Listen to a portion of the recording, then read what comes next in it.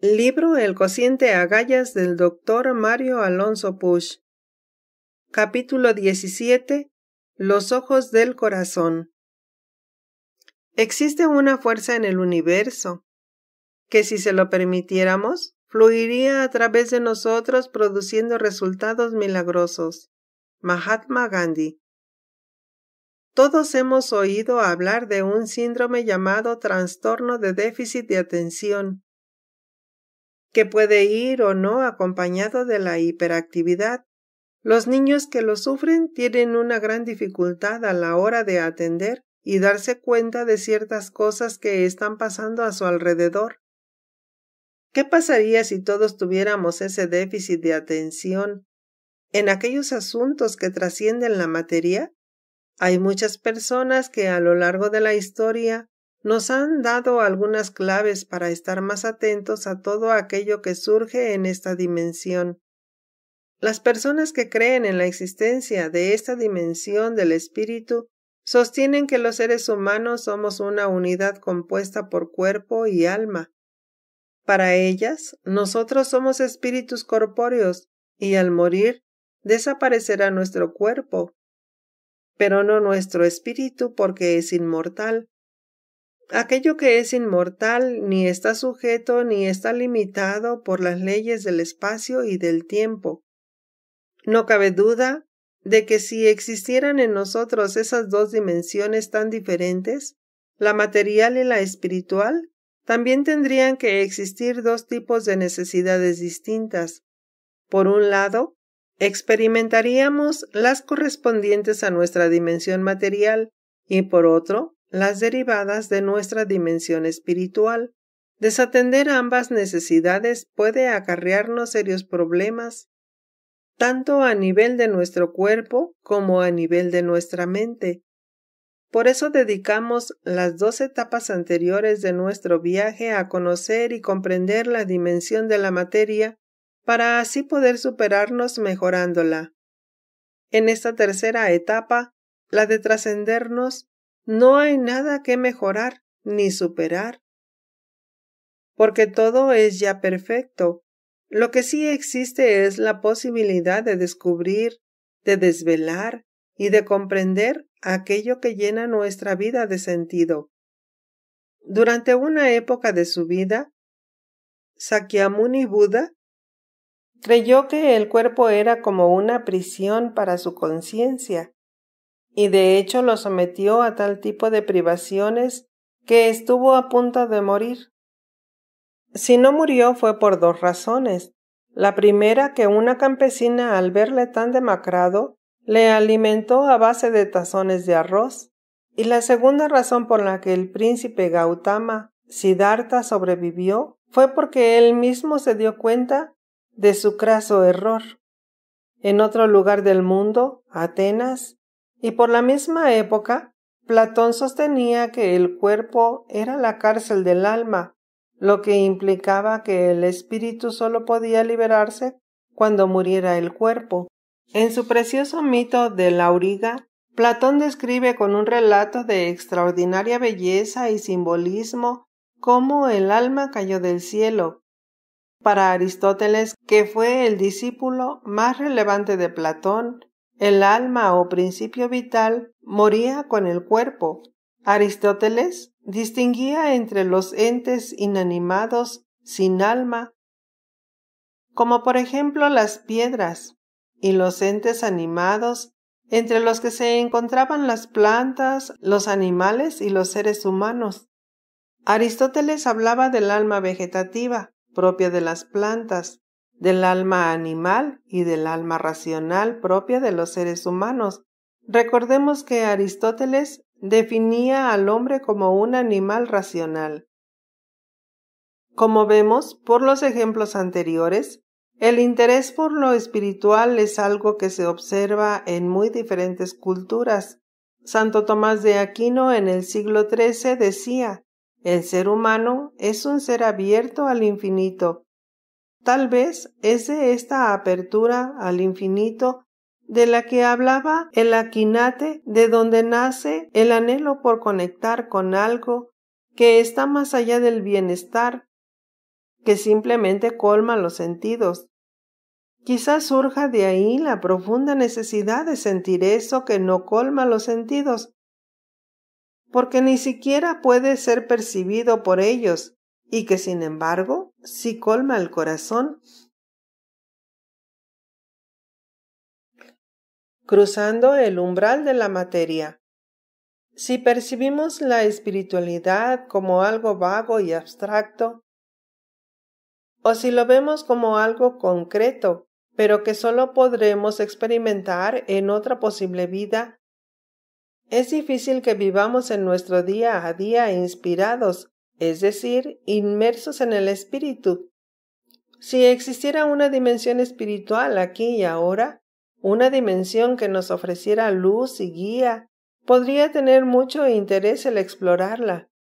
Algunas de las personas que han alcanzado una mayor madurez a nivel espiritual, madurez que para nada tiene que estar asociada con la edad, han hablado de que esa dimensión espiritual se manifiesta en nuestras vidas por medio de mensajes.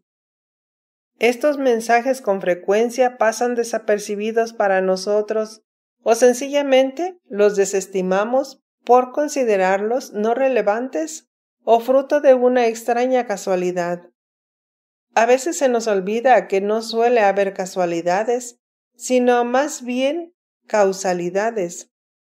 Las personas que se sienten guiadas por estos mensajes aceptan las cosas que les pasan en la vida porque creen que aunque en ese momento no lo comprendan, tienen un propósito y un sentido.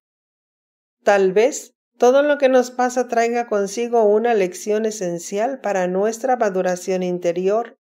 En esos momentos difíciles que uno experimenta en la vida, qué diferente es hundirse en la oscuridad de la desesperanza o abrirse a la oscuridad del misterio. Decía el gran psicólogo suizo Piaget que cuando se esconde un objeto a la vista de los niños muy pequeños, para ellos el objeto ha dejado de existir. Sin embargo, al realizar esta misma prueba cuando son más mayores, ya no piensan que el objeto ha dejado de existir, sino que está escondido. A nosotros podría pasarnos lo mismo que a los niños pequeños. Pensar que porque no vemos la dimensión espiritual de la existencia, esta sencillamente no existe. ¿Qué ocurriría si estuviera solo escondida? Tal vez las personas que con los ojos de su corazón sí ven esa dimensión espiritual tengan una forma de ser diferente a la de aquellos otros que solo creen que existe lo que son capaces de percibir a través de sus sentidos físicos. William Shakespeare expresaba esta idea en una de sus obras. Hay más cosas entre el cielo y la tierra, Horacio, que las que sospecha tu filosofía. ¿Cuáles podrían ser los beneficios de creer que hay algo más? Uno de los beneficios que podrían derivarse de un encuentro personal con la dimensión espiritual sería la posibilidad de ver las cosas con una perspectiva radicalmente diferente. Quizás esto nos ayudaría a alcanzar esa serenidad y esa ecuanimidad a la que se referían los filósofos de la Grecia clásica con su expresión, la paz del sabio. No cabe duda de que abrirse a explorar la existencia de esta dimensión espiritual implica no solo tener una mente abierta, sino tener también el valor para ir más allá de los límites de lo que parece razonable. Hace 500 años, pensar que la Tierra era redonda resultaba absurdo. Hace tan solo 150, nadie, salvo figuras como Julio Verne, podrían haber imaginado algo como Internet, los móviles o los viajes espaciales. De hecho, en 1899, el director de la Oficina de Patentes de Estados Unidos recomendaba el cierre de dicha institución por la siguiente razón. Todo lo que puede ser inventado ya ha sido inventado. Curiosamente, hoy en día, También hay algunas personas que dicen que está todo inventado, porque bien es cierto que también hay otras que sostienen que está todo por inventar. Muchos maestros espirituales han hecho y hacen referencia a estas dos dimensiones de la persona, una, la dimensión de las formas, y otra, la dimensión sin forma. La primera estaría sujeta a las leyes de la materia, al contrario que la segunda. En la dimensión de las formas, yo me reconocería a mí mismo por mi cuerpo, por mi forma de pensar, de sentir y de actuar. En la dimensión de las formas, yo me defino a mí mismo fundamentalmente por aquello que yo tengo, una determinada forma física y una cierta personalidad. Tanto mi forma física como mi personalidad van experimentando cambios a medida que pasa el tiempo. Heráclito, el gran filósofo presocrático, metafísico, decía que nunca nos bañamos dos veces en el mismo río, porque todo está en proceso de constante cambio.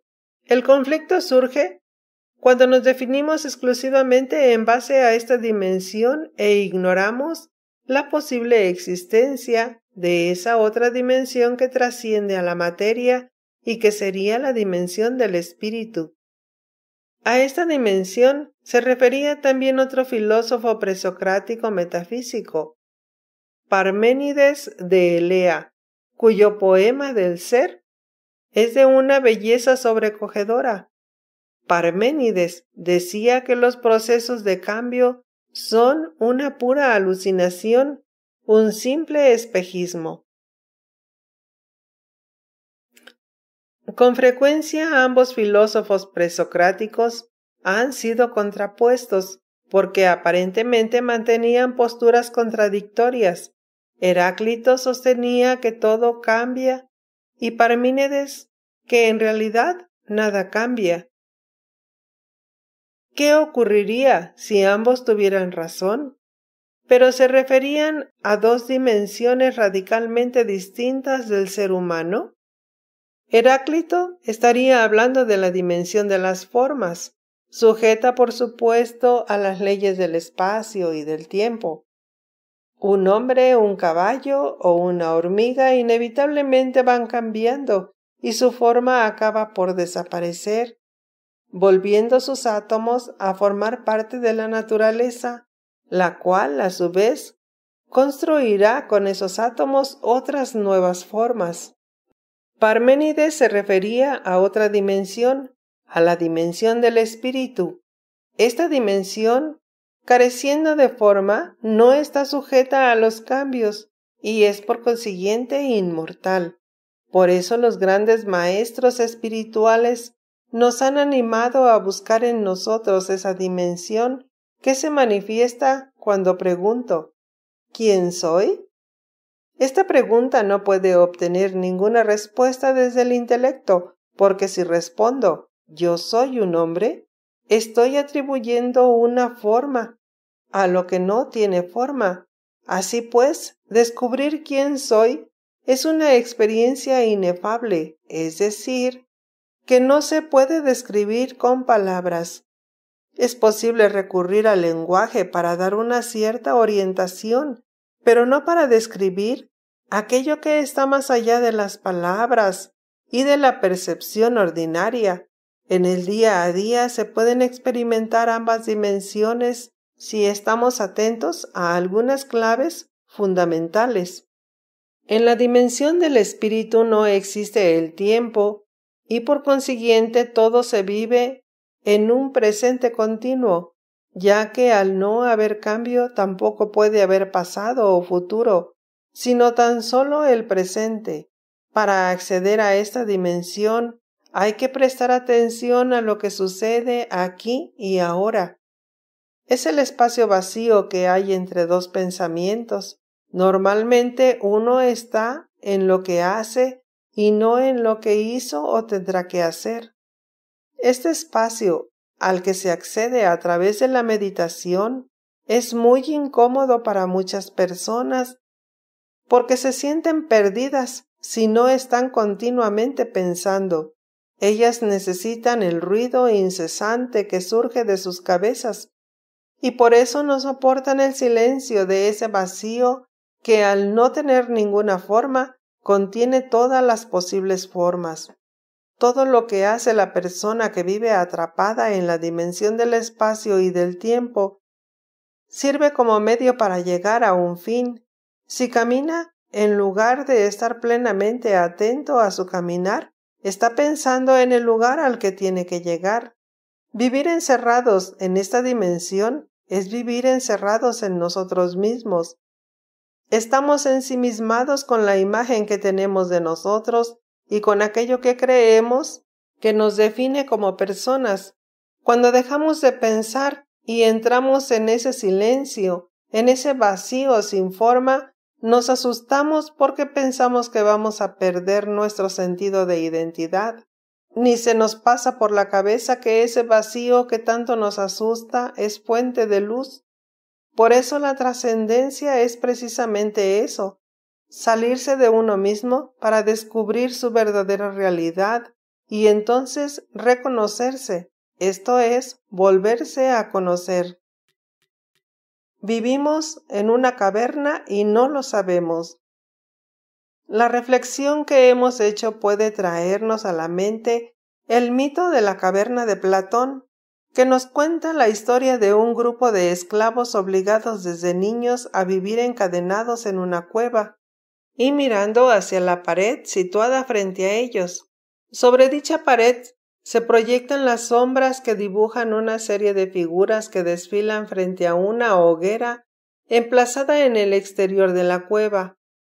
Con el paso del tiempo, aquellos esclavos llegaron a creer que la única realidad que existía era la dimensión de las sombras que estaban obligados a contemplar. Finalmente, un esclavo fue liberado y al salir de la cueva, la luz cegadora de aquella fuente de luz le aterró.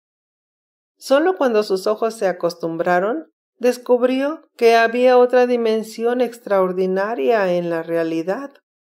¡Qué desafío ha de ser para el que antes era esclavo y ahora es libre volver al interior de la cueva y relatar lo que ha visto y experimentado? ¿Dónde encontrará las palabras para expresar su experiencia a aquellos que siguen cautivos en su forma de percibir la realidad? Las siguientes palabras pueden dar mucho que pensar. Fueron pronunciadas por Nelson Mandela en su discurso de investidura como presidente de Sudáfrica. La autora es la gran escritora estadounidense Marianne Williamson. El presidente Mandela las utilizó magistralmente para transmitir lo que para él era la misión de su vida, como hombre y como presidente, la reconciliación. Nuestro miedo más profundo no es que seamos inadecuados. Nuestro miedo más profundo es que somos inmensamente poderosos. Es nuestra luz y no la oscuridad lo que más nos asusta. Nos preguntamos, ¿quién soy yo para ser brillante, precioso, lleno de talento? En realidad, ¿quién eres tú para no serlo? ¿Eres hijo de Dios? Jugar a ser pequeño no sirve al mundo. No hay nada iluminador en encogerte para que otras personas cerca de ti no se sientan inseguras. Nacemos para hacer manifiesta la gloria del universo que está dentro de nosotros. Esto no está en algunos, sino que está en todos nosotros. A medida que nos permitimos que nuestra luz se irradie, inconscientemente estamos permitiendo que otras personas hagan lo mismo. Al liberarnos de nuestro miedo, nuestra sola presencia libera a otros. Lo que nos parece imposible cuando vivimos en el mundo de las sombras, no lo es cuando nuestra conciencia ha despertado de su letargo, de su sueño, de su propio drama existencial. Tal vez por eso Albert Einstein decía que ningún problema importante podría ser resuelto en el mismo nivel de pensamiento en el que surgió. Muchos de nuestros conflictos y desavenencias, todo aquello que nos divide y nos separa, todos nuestros miedos y nuestras inseguridades, toda nuestra fragilidad y vulnerabilidad, y toda sensación de impotencia y desesperación podrían ser la consecuencia de vivir atrapados en esta caverna que nos impide percibir lo que hay más allá. Las necesidades de la materia y las del espíritu. Hemos de respetar nuestras necesidades materiales, psicológicas y emocionales. Por eso hemos de cuidar de nosotros, haciendo todo lo que sea preciso para cubrirlas. Si además nos abrimos a la posibilidad de que también hay una dimensión espiritual, entonces también hemos de respetar nuestras necesidades espirituales. Estas palabras se pueden resumir en una: amar y ser amado. El mundo más allá de las palabras. Abrirse a la dimensión espiritual implica crear un espacio para la vida contemplativa. La vida contemplativa es la propia de quien está en el presente y no de quien utiliza el presente exclusivamente como medio para llegar al futuro. Esto es lo que permite que nuestra forma de ser y de estar en el mundo esté inspirada por lo que realmente somos y no determinada por lo que creemos ser. De esta forma nos damos cuenta de que las capacidades que ahora tenemos son solo sombras de nuestra verdadera naturaleza. Sería como si en aquellos momentos de especial dificultad se pusiera en marcha una inteligencia muy diferente y superior a aquella a la que estamos acostumbrados. Nosotros no somos realmente conscientes de nuestra propia grandeza, como tampoco es consciente de su propia belleza la preciosa flor que contemplamos. Nosotros solo podemos poner nombres y etiquetas a aquello que tiene forma, sea un pensamiento o un objeto material, pero no a lo que es vasto y sin forma. Las etiquetas y los conceptos que utilizamos pueden referirse a cosas vivas y en movimiento, y sin embargo, en sí mismos, son estructuras congeladas y sin dinamismo alguno. Sería algo así como si tuviéramos la fotografía de una persona y pensáramos que capta y recoge perfectamente todo lo que la persona es. Encerrados en esta creencia, nos relacionaríamos con ella sin abrirnos a la posibilidad de que nos comunique todas las dimensiones de su ser, reduciendo nuestra capacidad de percibirla solo a través de su imagen. Así, no es la fotografía la que se transforma en contacto con la persona, sino que es la persona la que se achica para caber en los estrechos márgenes de la fotografía. Por eso no vemos lo que es, sino la imagen que nosotros tenemos de lo que es. Por eso la felicidad no se encontraría cubriendo exclusivamente las necesidades del plano de las formas. Por más que tengamos y acumulemos, no por eso vamos a experimentar más esa felicidad que añoramos. La persona que tiene 2 millones de euros no tiene que ser necesariamente el doble de feliz que la que tiene 1 millón de euros. Un pequeño dato en este sentido: en los últimos 50 años, la prosperidad económica se ha disparado y sin embargo los índices de felicidad percibida apenas se han elevado. Tal vez nosotros ya somos felices, pero no lo sabemos. Tal vez la felicidad consista en darse cuenta de esa dimensión espiritual e inmortal que es la que de verdad nos define. Por eso no es algo que conseguimos, sino algo que ya nos califica en nuestra esencia más profunda y que nosotros hemos de cultivar para que florezca y despliegue en todo su potencial. Es ese descubrimiento de que lo que nos define no es que tenemos una vida, sino que somos vida y que esta vida se está manifestando en nosotros de una forma determinada. Tal vez seamos el universo experimentándose a sí mismo como una persona concreta, como tú y como yo.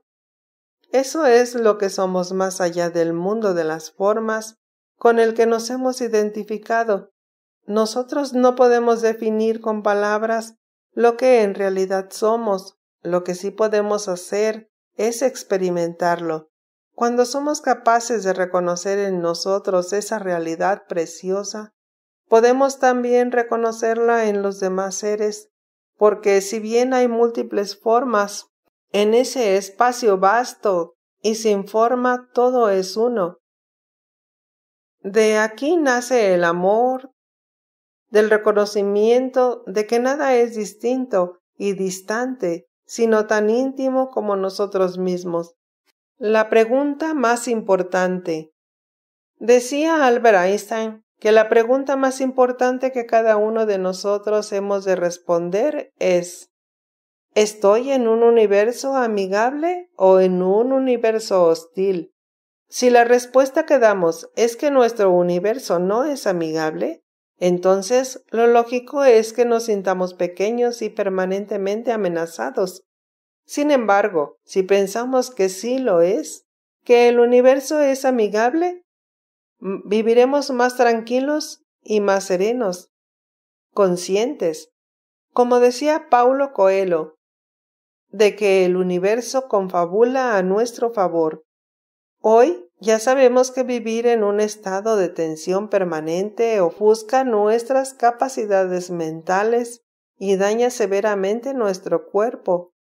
Al sentirnos pequeños y a merced de las circunstancias, nos obsesionamos con convertirnos en personas importantes y con poder. Es así como obtenemos la significancia y la sensación de control que tan valoradas son cuando uno se siente tan perdido. Sin embargo, cuando uno se fía más de la vida porque reconoce en ella una inteligencia y un amor inigualables, ya no vive más con angustia, sino con calma, serenidad y confianza, sabiendo que nunca está solo. Cuando despertamos del mundo de las formas, es como si saliéramos de la caverna de las sombras y escapáramos de las garras del miedo. Es así como dejamos de esperar que el mundo nos dé lo que no nos puede dar, que no es otra cosa que la experiencia de quienes somos en realidad. Cuando somos capaces de mirar más allá del mundo de las formas, que es el mundo de las apariencias, entonces vemos la intrínseca belleza y perfección de todo lo existente. Todos nuestros juicios se encuentran en el mundo de las formas. En el mundo sin forma no existen juicios, simplemente conciencia. Cuando sentimos que alguien no nos juzga, sino que nos mira como se mira aquello que se ve como precioso, algo empieza a despertar dentro de nosotros. Cuando estamos alineados con el universo, se abre en nosotros un espacio para que el universo, con su sabiduría, su energía, su creatividad y su fuerza limitada, pueda actuar a través de nosotros, guiando nuestros pasos en medio de la dificultad y de la oscuridad. Fin del capítulo 17.